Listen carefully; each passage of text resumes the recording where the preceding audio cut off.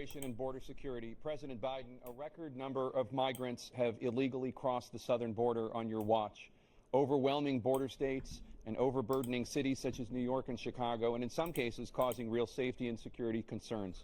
Given that, why should voters trust you to solve this crisis?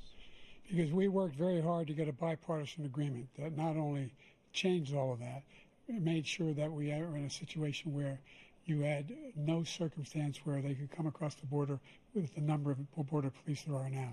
We significantly increased the number of asylum officers. By the way, the Border Patrol endorsed my position. In addition to that, we found ourselves in a situation where when he was president, he was separating babies from their mothers, putting them in cages, making sure the families were separated. That's not the right way to go. What I've done since I've changed the law, what's happened? I've changed it in a way that now you're in a situation where there are 40% fewer people coming across the border illegally. It's better than when he left office.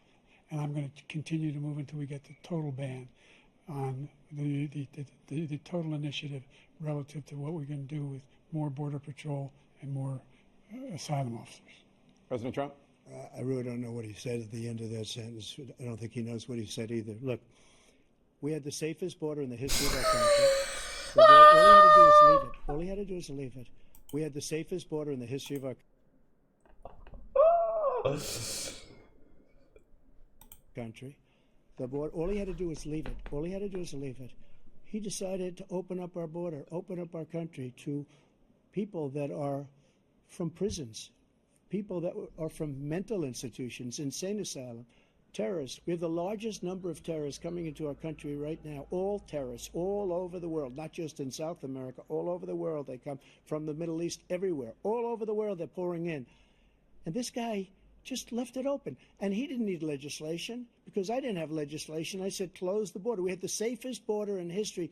In that final couple of months of my presidency, we had, according to Border Patrol, who is great, and by the way, who endorsed me for president, but I won't say that, but they endorsed me for president. Brandon, just speak to him. But look, we had the safest border in history. Now we have the worst border in history. There's never been anything like it. And people are dying all over the place, including the people that are coming up in caravans. Thank you, President Trump. President Biden? The only terrorist who's done anything crossing the border is one who came along and killed under his administration, killed an al-Qaeda person in his administration, killed three American soldiers.